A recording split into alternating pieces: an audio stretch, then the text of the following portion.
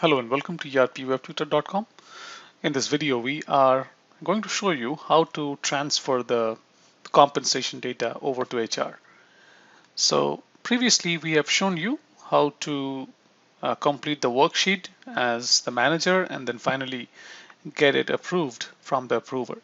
So once the approval process is complete, it is time for the compensation manager to transfer the information over to HR.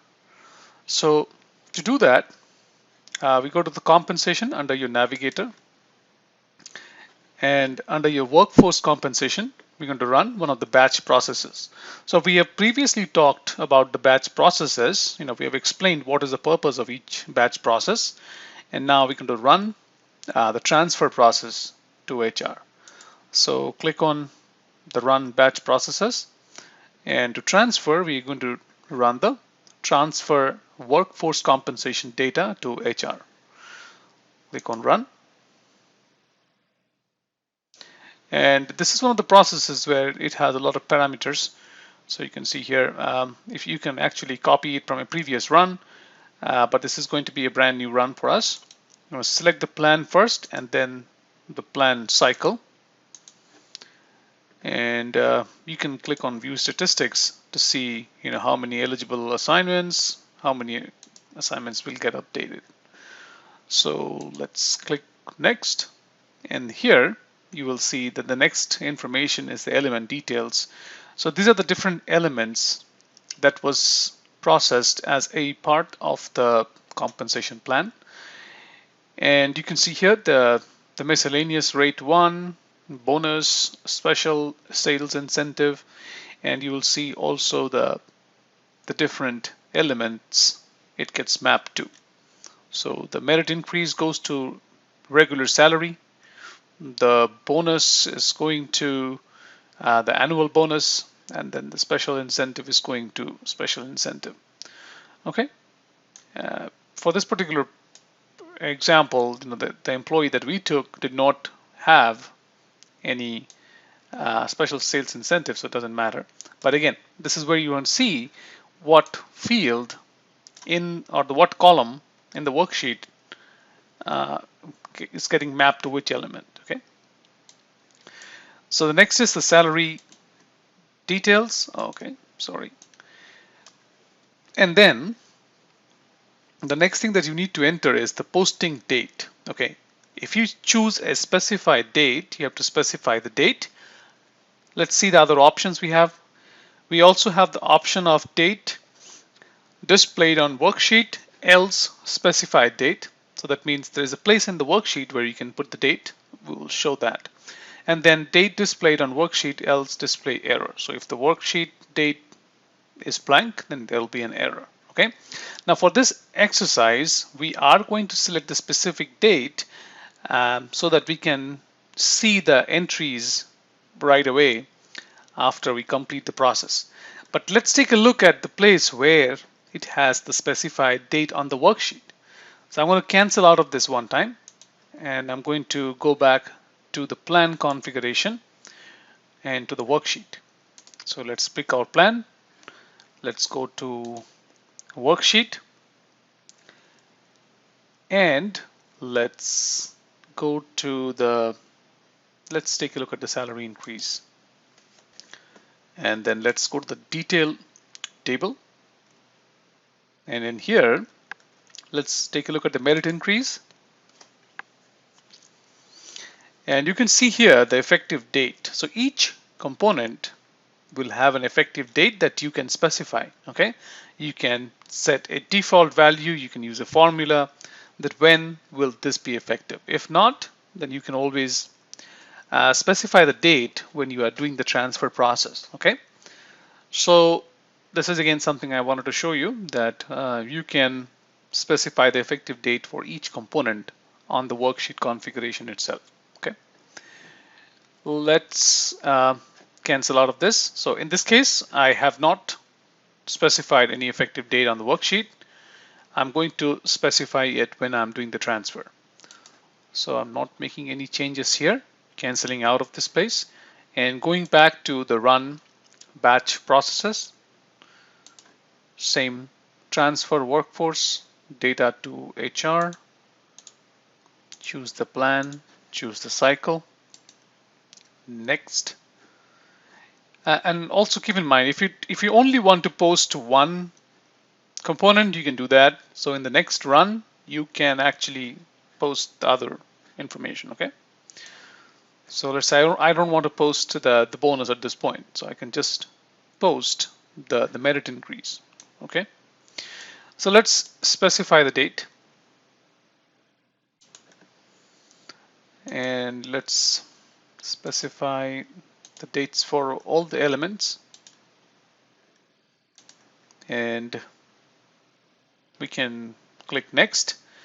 Same thing for the merit increase amount. So this is basically the salary details. Okay. So if your salary is being broken down into multiple components. So if you notice that we have merit increase amount and the promotion amount. Okay. Because both are being fed to the salary increase. Okay. So that's the reason why you are seeing the two columns. Okay, so if you remember the configuration, the plan configuration, we defined two separate columns, one for merit increase and one for promotion, but then eventually they both result in increasing the employee salary. So that's the reason why you see the two columns. And if you have defined your salary as components, so let's say you have defined multiple components in the salary, then you can select post entries as individual components, and then that will break down the different columns into different components and will transfer that. Okay, but the salary basis that we have in here are not defined with components, so I don't need to do that. Same thing, the same option choices. You can post the element on a specific date, worksheet or specified, or worksheet or error. Okay. And also, if you have a lot of rows here, you can select the specific date. Let's say I select this date and I click on this. It will apply the specific date to all the fields. So this is useful when you have a lot of rows in here. Okay. So we are done with breaking down if the salary is broken down into components, so that we've gone past that. So moving on to the next step, which is the stock grant, but we are not using stock as a part of this exercise, so we can skip this. Moving on to the next, which is promotion. Again, displayed on worksheet, same thing. The promotion is actually a component.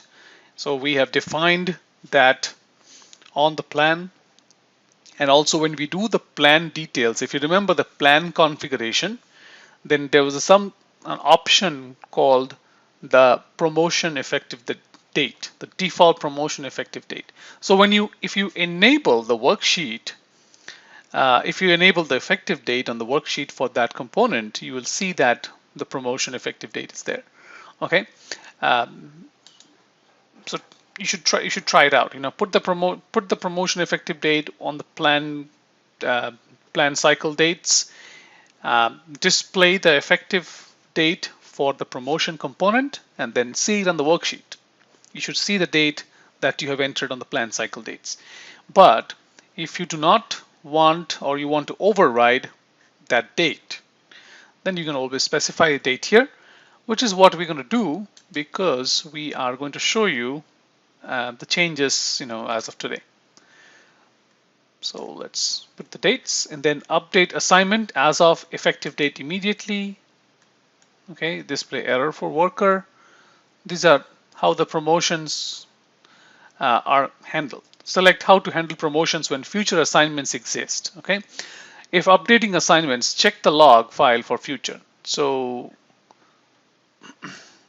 it's if there are future assignments, then this is how you want to handle. Update assignment as of effective date. So what is effective date only, or you're going to show an error message. Okay.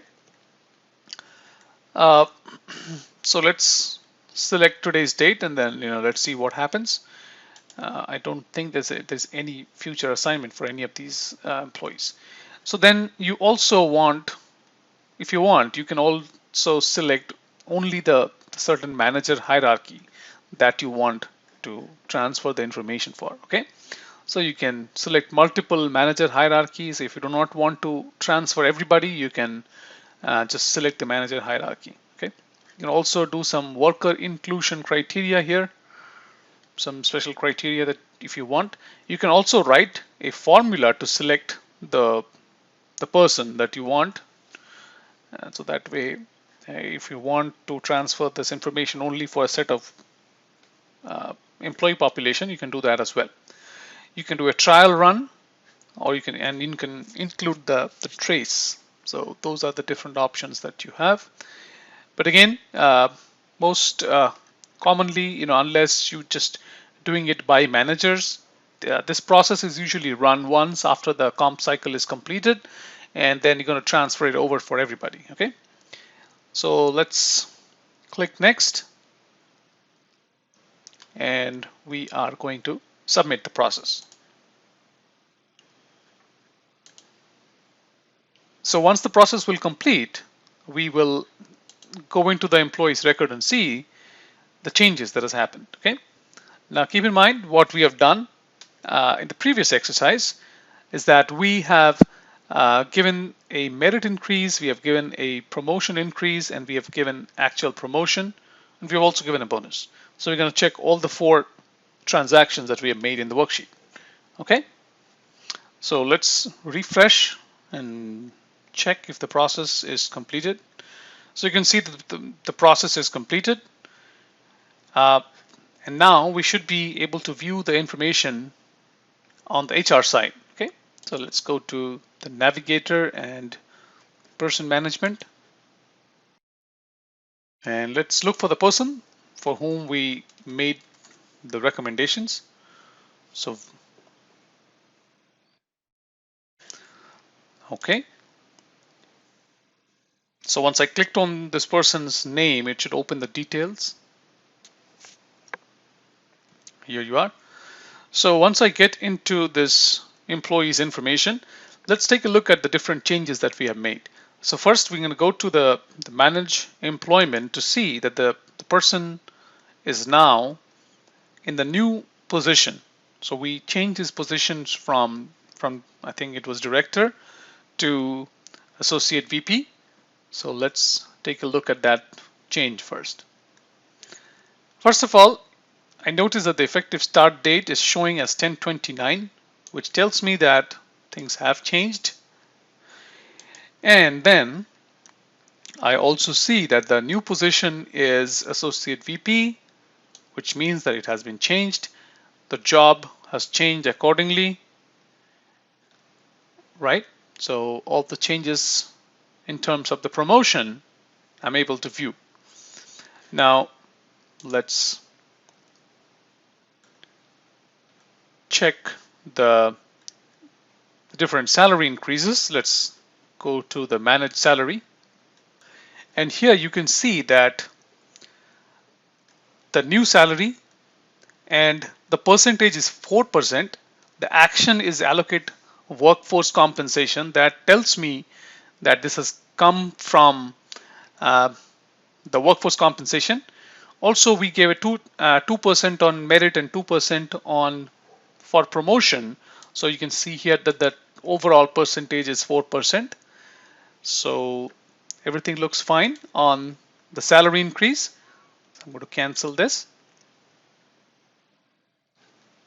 So the last thing that I need to check is the bonus entry.